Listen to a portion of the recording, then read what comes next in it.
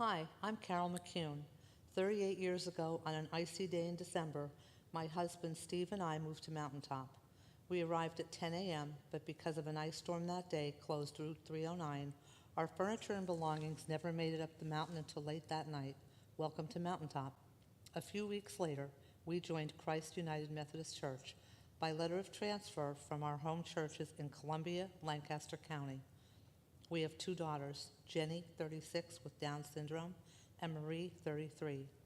Both girls were baptized and confirmed in Christ United Methodist Church. On Sunday mornings, you'll find Steve, Jenny, and me at the second service sitting in the back row. Marie lives and works in Lancaster County, and she has transferred her membership to our former church, Columbia United Methodist Church. What goes around comes around. Last November, I experienced a major life change. I went in for what I hoped would be a routine mammogram. Any woman who has ever had one knows the anxiety you experience until you are told you may get dressed and it's okay for you to leave.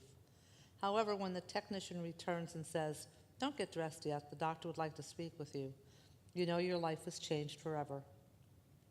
In that split second, fear, anxiety, and shock wash over you. It happened to me. A moment later, I sat down and prayed for strength for the changes I would be facing. Immediately, an unmistakable calmness came over me. Peacefulness replaced fear. Then came a moment I cannot adequately put into words. A voice spoke to me, not in my ears, but somewhere deep inside.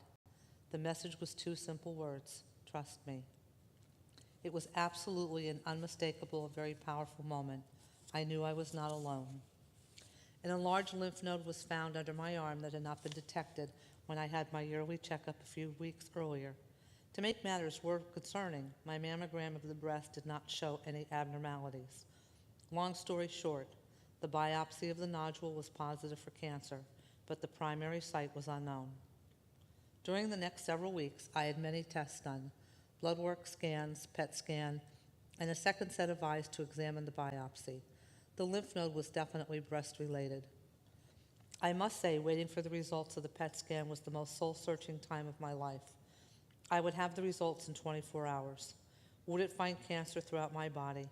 And would I be told to get my affairs in order? Those two words, trust me, kept me calm during my scan. On my way to the oncologist's office the next day to get the results of my test, Maria sent me a picture on my phone.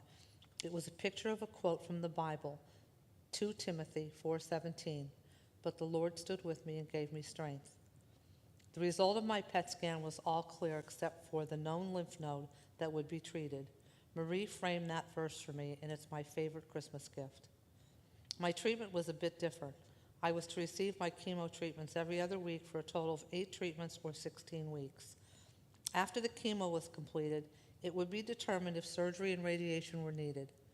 In order to stay healthy during chemo while my immune system was compromised, I had decided to make some changes to my daily routine and hunker down.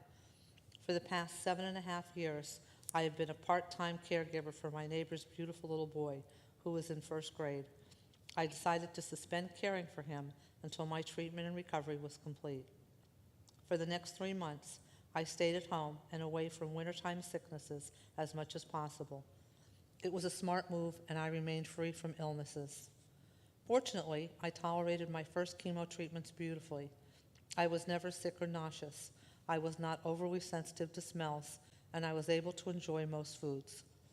The plan was to use a different drug for my last 4 treatments. Unfortunately, I was allergic to the plant this drug was made from, and I had a severe reaction to my hands and feet. After a total of 6 treatments, my chemo was ended.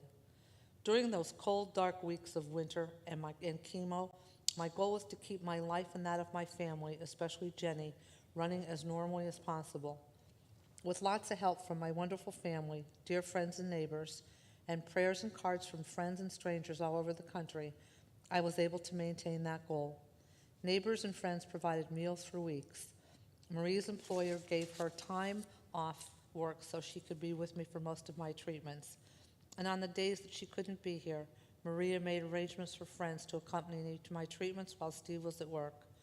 Steve was able to continue working, and even Jenny reminded me to keep things as normal as possible by asking me each weekday morning at 5:30, "What's for supper?" Thankfully, it all worked out. Trust me. I had one other goal, a light at the end of the tunnel, my early trip to Stone Harbor, New Jersey, with Jenny and Marie the last week of August. My physicians assured me I would be able to keep the reservation and go to the shore. Trust me. I had 7 weeks to recover between chemo and surgery. I had chosen Dr. Chung, a surgical oncologist at Lehigh Valley Health Network in Allentown. Dr. Chung shares her Christian belief with her patients. Before my surgery, she sat on the edge of the bed with me, and as Steve, Maria, and I joined hands with her, she offered a beautiful prayer. It was a very powerful moment. My bilateral mastectomy went extremely well. I had no pain. I was home and resting quite comfortably within 24 hours. Imagine that. Trust me.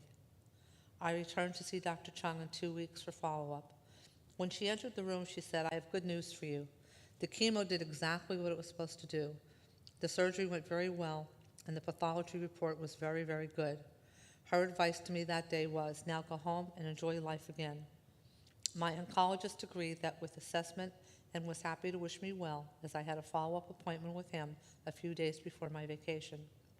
Steve, Jenny, and Marie are playing a major role in my new normal life that includes physicians' follow-up, blood work, physical exams, scans, and tests. Their love and support have been unwavering. Steve has been able to keep the home fires burning brightly. Marie is not only a daughter, but also my nurse, cheerleader, and best friend. Even Jenny is able to keep us all in smiles. When I began losing my hair, I told her I was wearing hats because my head was cold.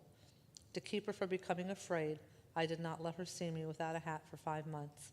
When I finally mustered up the courage to take my baseball cap off and show her my new, very short, soft hair, she felt my head, grinned, and said, "It's warm." Together with all the help, inspirational books, and prayers from my wonderful friends, neighbors, and extended family, I am enjoying life again. Oh yes, one more thing. I'm grateful beyond words and happy to tell you I achieved my final goal.